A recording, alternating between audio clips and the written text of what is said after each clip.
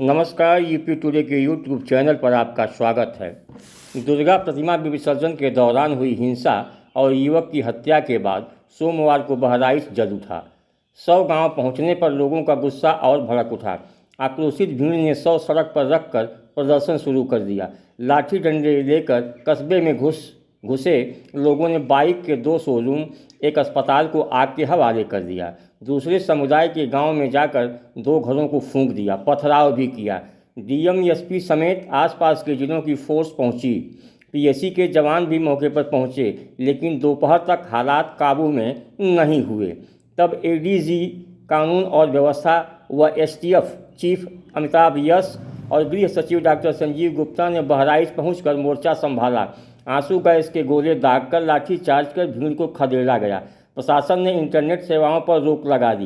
पूरे घटनाक्रम की जानकारी लेते रहे योगी आदित्यनाथ।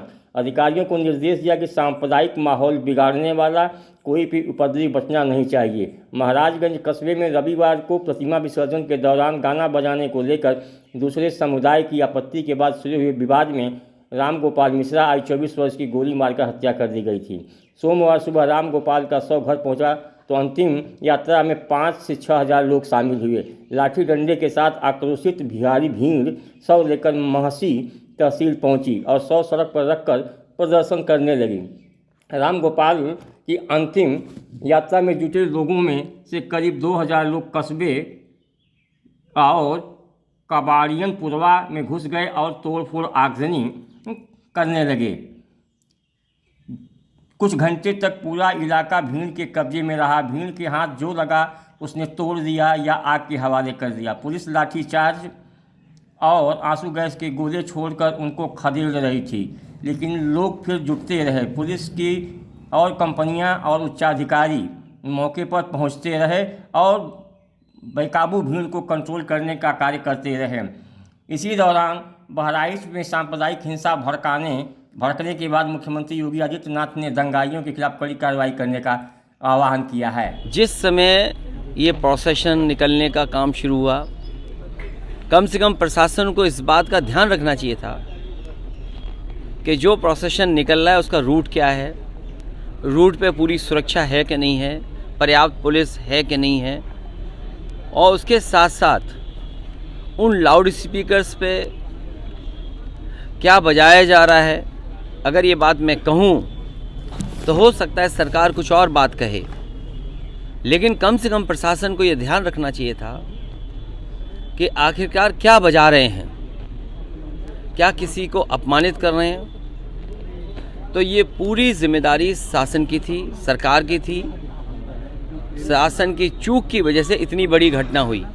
केवल बहराइच में नहीं, इसी तरह सदियों पुराना, कई 100 वर्ष पुराना मेला लगता है बनारस रामनगर में। पर्याप्त पुलिस न होने की वजह से, पर्याप्त बैरिकेडिंग न होने की वजह से, पर्याप्त सुरक्षा के इंतज़ाम न करने की वजह से बहुत से लोगों को अपमानित होना पड़ा और लाठी चली, बहुत से लोगों को चोट आई है।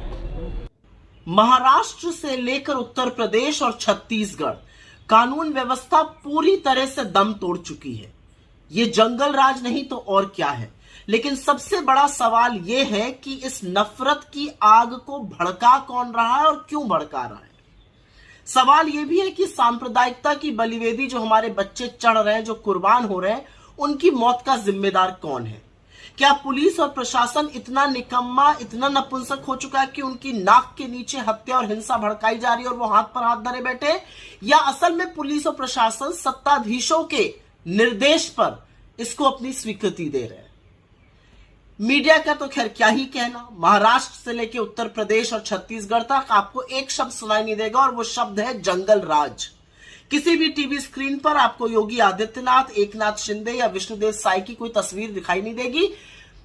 इस्तीफा मांगना तो बहुत दूर की बात है। इसलिए आपके जो बच्चे नफरत में झुलसाए जा रहे हैं, ये जो बड़े बड़े नेता आपके बच्चों के हाथ में तमंचे और तलवारें देकर उनको धर्म का स्वयंभू रक्षक बना रहे हैं, याद रखिएगा कि इनके बच्चे अमेरिका और यूरोप की बड़ी बड़ी यूनिवर्सिटी में पढ़ रहे हैं, मोटा माल कमा रहे हैं और शांति से रह रहे हैं।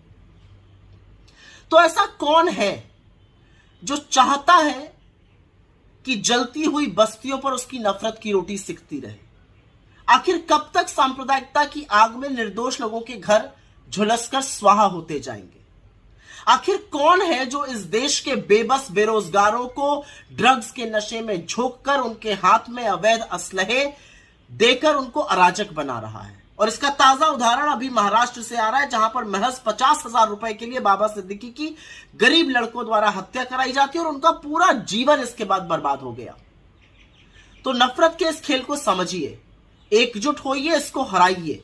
अगर नहीं हराइएगा तो बहुत देर हो जाएगी, क्योंकि ये आपके बच्चों के भविष्य के बारे में है। उनके बच्चे बहुत सुरक्षित हैं, बहुत समृद्ध हैं और बहुत ठिकाने से लगे हुए हैं।